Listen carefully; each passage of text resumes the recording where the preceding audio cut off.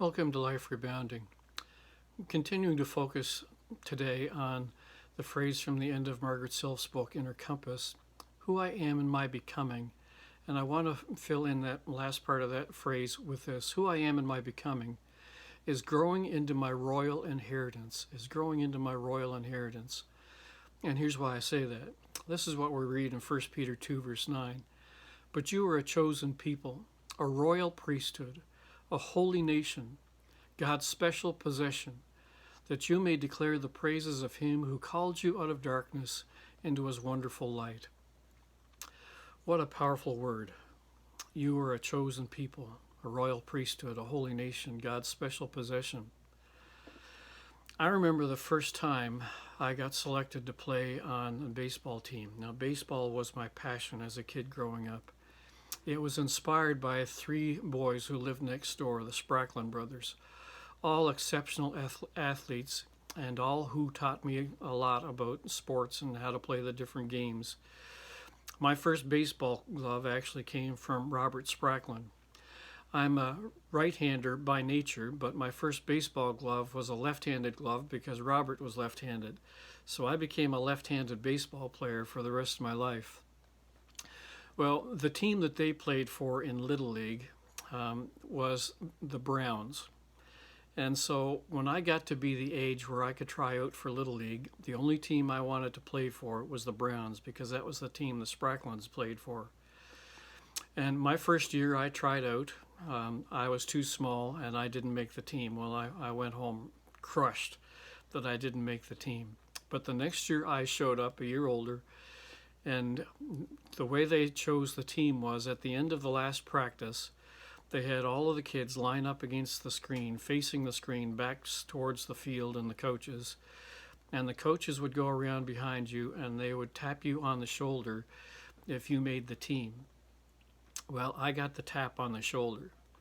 It meant I was chosen. It meant I had made the team. Well, I'm not sure if my feet touched the ground all the way home after that. I had made the team that my idols had played for, the Spracklins. I was now a Brown.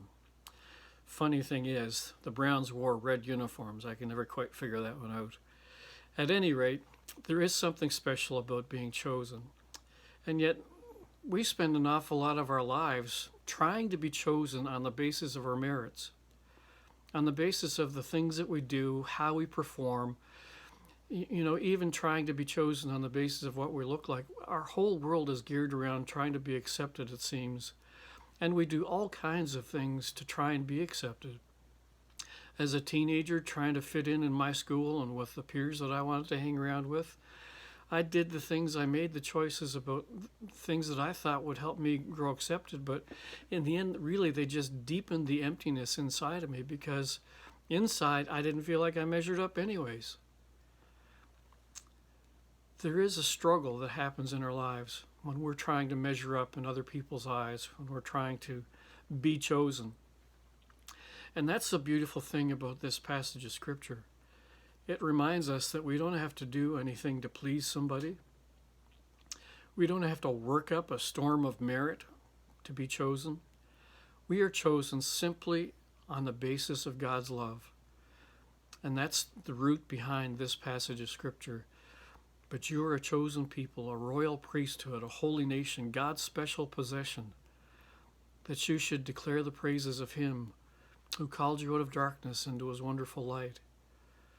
God's view of his children, the ones that he loves, is that they are chosen by him, a chosen people, a royal priesthood, holy nation, special possession.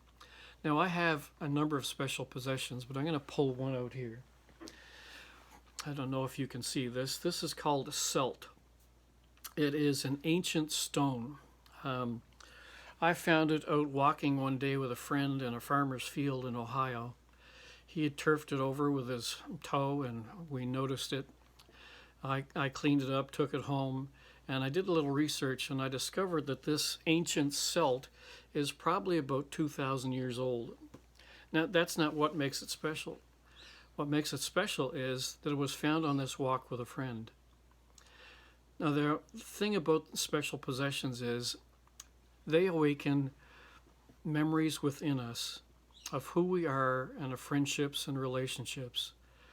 And when God says you're his special possession, think about what that means in his heart. And let it begin to transcend into your heart that you are a treasured possession. You are a special possession of the King of Kings and the Lord of Lords, who gave his life for you to prove his love. You are that special possession to God. Who you are in your becoming is, I hope, growing into your royal inheritance in Jesus Christ. I pray today that you'll come to know the wonder of his love even more, and that you'll be encouraged to take the next step in your walk of faith.